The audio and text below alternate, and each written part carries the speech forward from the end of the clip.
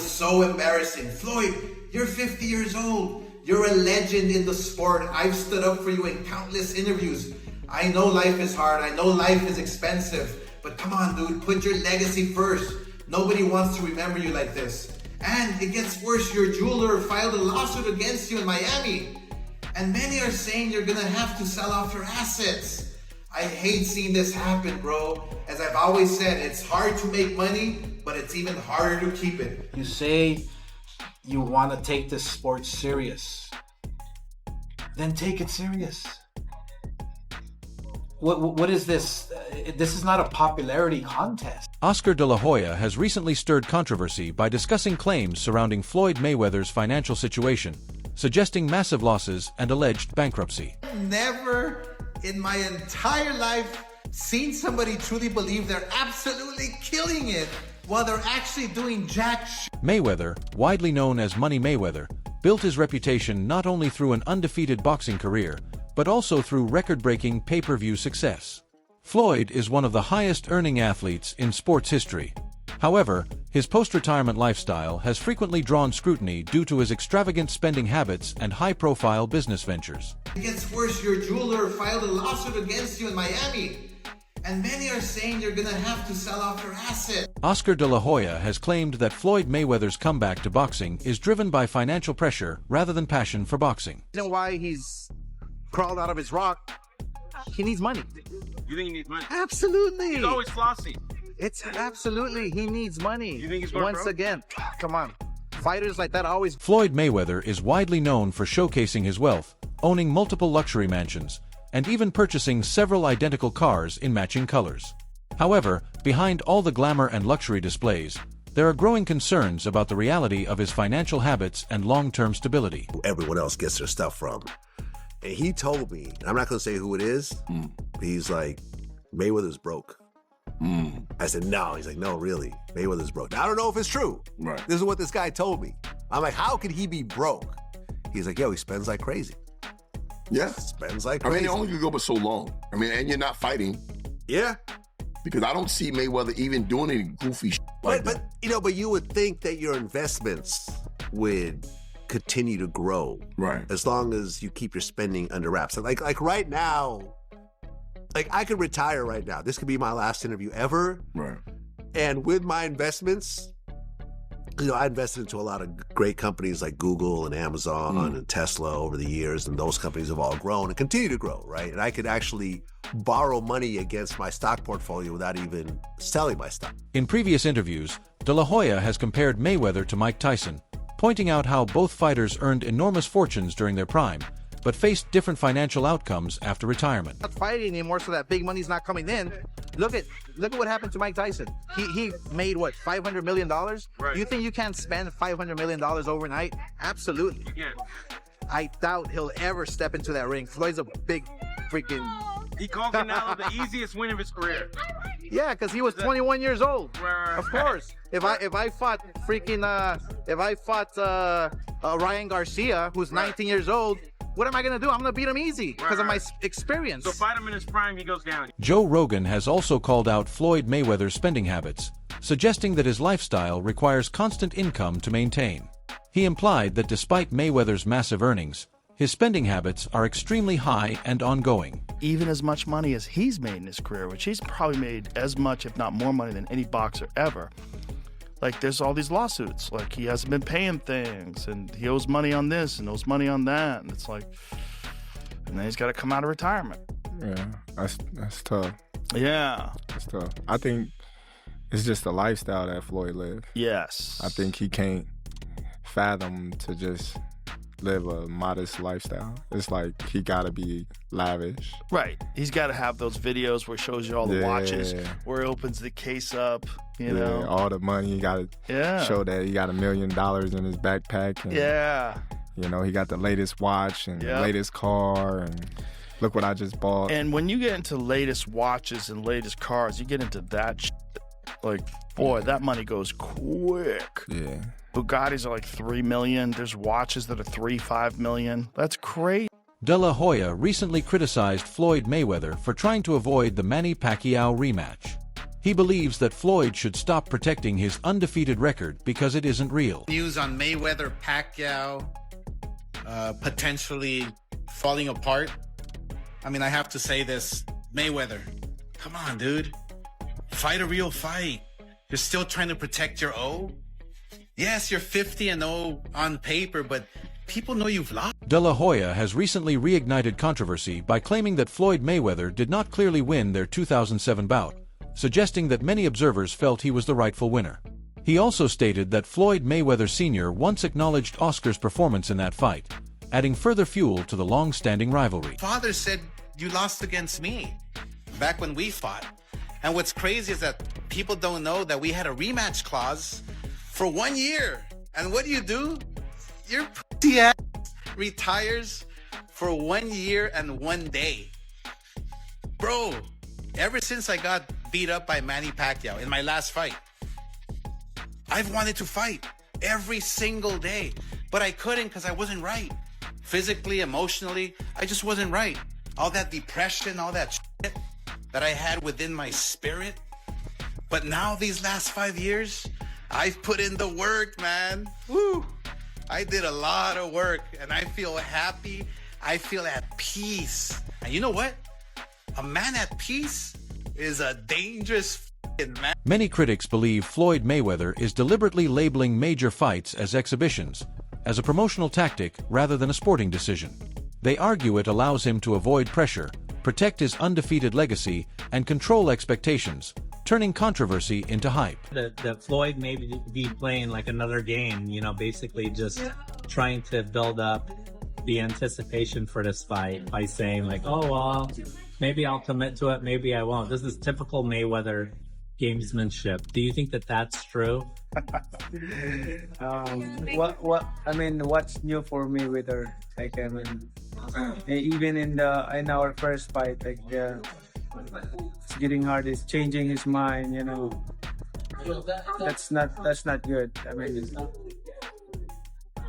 you need to have word of honor and commitment. To honor your commitment.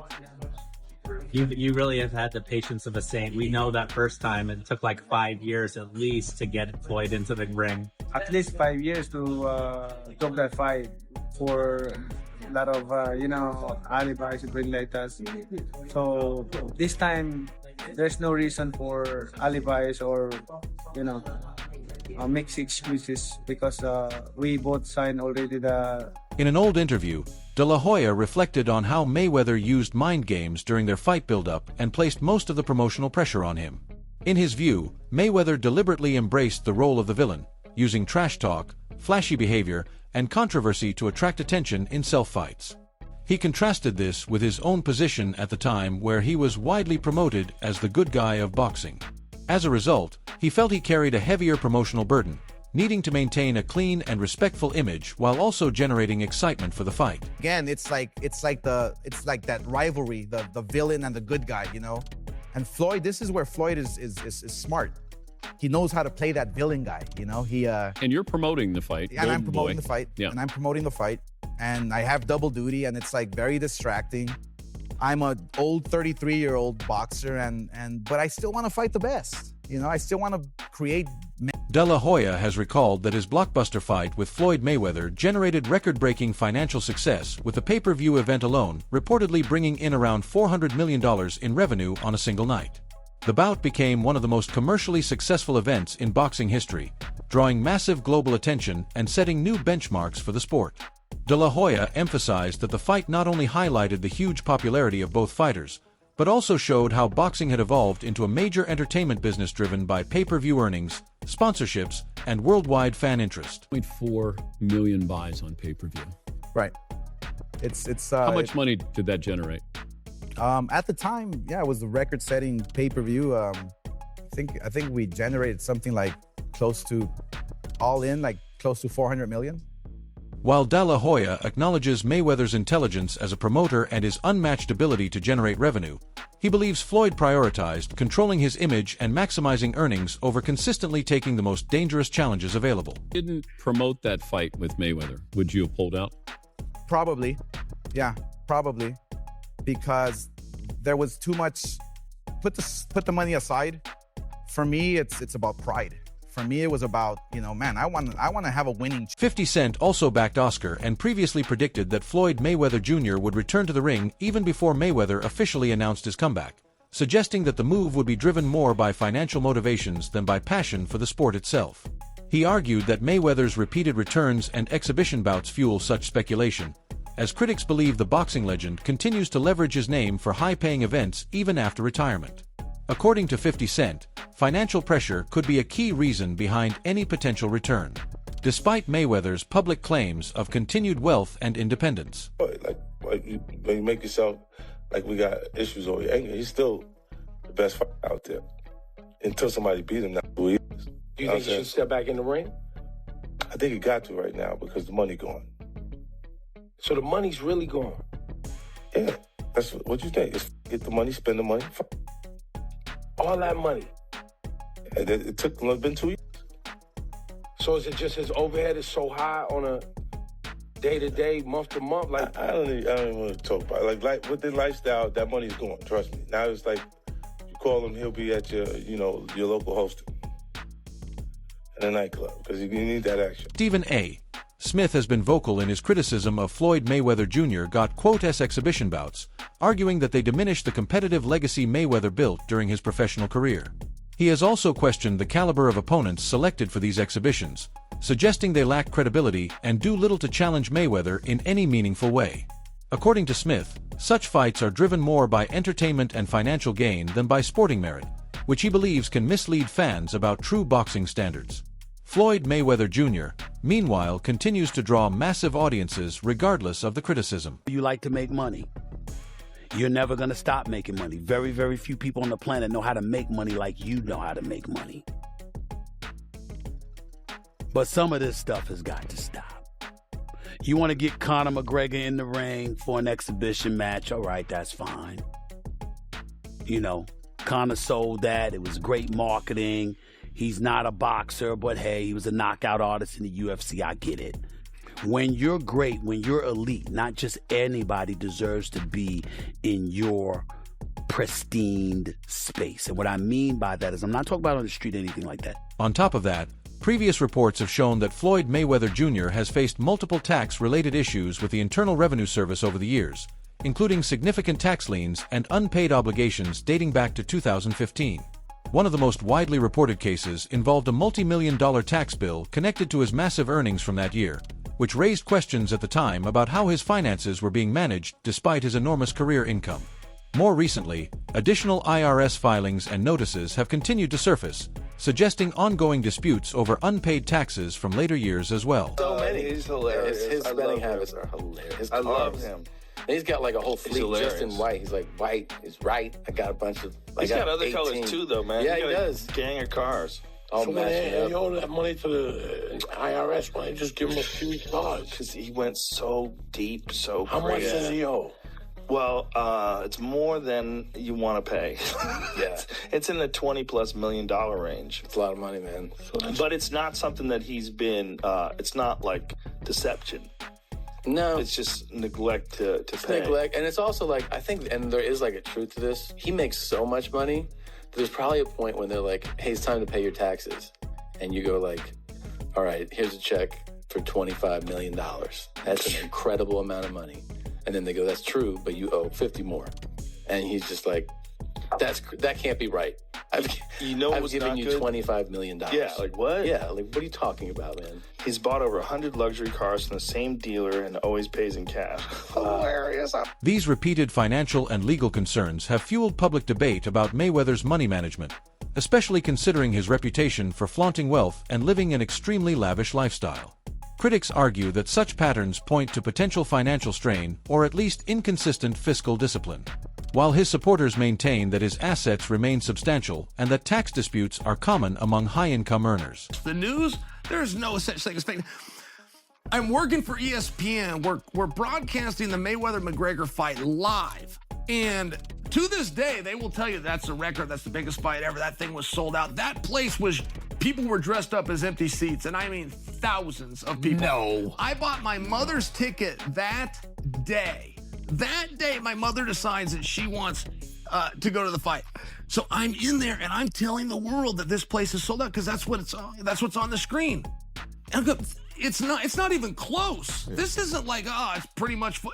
This isn't, there's thousands of empty seats. That was the first time that in my own life I ever just, wow, fake news is real. Wow. And then Mayweather and McGregor, they wanted a rematch. They were begging. They were doing more media trying to get a rematch than they did leading into the first match. And the guys that wrote the checks. It's such two big draws. They promoted it so It's well. all anybody was talking about. Yeah, there's still a number. Yeah. I mean, no matter how big a draw is, there's still a number. If this guy got 100 million, this guy got 100 million, then you got to advertise it, promote it. You got to bring It's the guarantees that kill everything. If they were just getting percentages, then obviously everybody would. You're saying the seats were empty. I can understand it not making the money, but the seats being empty seems peculiar. Crazy. Yeah, and there's nothing in the world where you have a pay-per-view hit that didn't have a live audience hit. Like if your live audience is your first focus group, isn't sold out, you didn't do pay-per-view numbers. Sure. But boxing will still claim that to this day. They still to this day claim that that's number one. And if you want to be the biggest pay-per-view in boxing history, all you have to do is claim it. Boxing analyst Wade Plemons sparked speculation after sharing an alleged Ring magazine announcement, claiming that Floyd Mayweather would face Greek kickboxer and martial artist Mike Zambidis in an exhibition bout scheduled for June in Athens, Greece. He captioned the announcement as, "I told you guys Floyd owes a lot of people a lot of money and he don't have it." Plemons criticized Floyd, calling this matchup ridiculous because he keeps taking fight after fight, and said it clearly shows he is desperate for money. I don't like to laugh at people's downfall, but this is just ridiculous. It's ridiculous. And we need to talk about how Floyd Mayweather is legitimately going broke, folks. And there's no other way to say it than that, because Floyd has announced another exhibition set to take place this year before he fights Manny Pacquiao, which is already going to be, assume, a massive fight because it's going to be on Netflix. He has an exhibition with Mike Tyson planned in April or May, and now he has a fight against Greek kickboxer and martial artist Mike Zambidis. I don't even know what to say about any of this. It's going to be in June, it's in Athens, Greece, and it's the third fight of the year for a Floyd Mayweather that is clearly going broke. And it's not just, and if you guys didn't see the video I did talking about Floyd coming back to fight Mike, this is not me sensationalizing. This is the truth. Oscar de la Hoya also highlighted a perceived double standard, noting that Floyd criticizes fighters like Ryan Garcia as YouTubers. Despite building parts of his own post-retirement career on similar influencer-driven audiences, de la Hoya has been highly critical of Floyd Mayweather's approach to boxing, especially his emphasis on money over legacy. While Mayweather often highlights his money persona and celebrates his wealth, he argues that this focus has shifted boxing away from its traditional values. He has accused Floyd of profiting heavily from exhibition bouts against influencers and YouTubers, suggesting these fights are more about entertainment and audience numbers than true competitive boxing.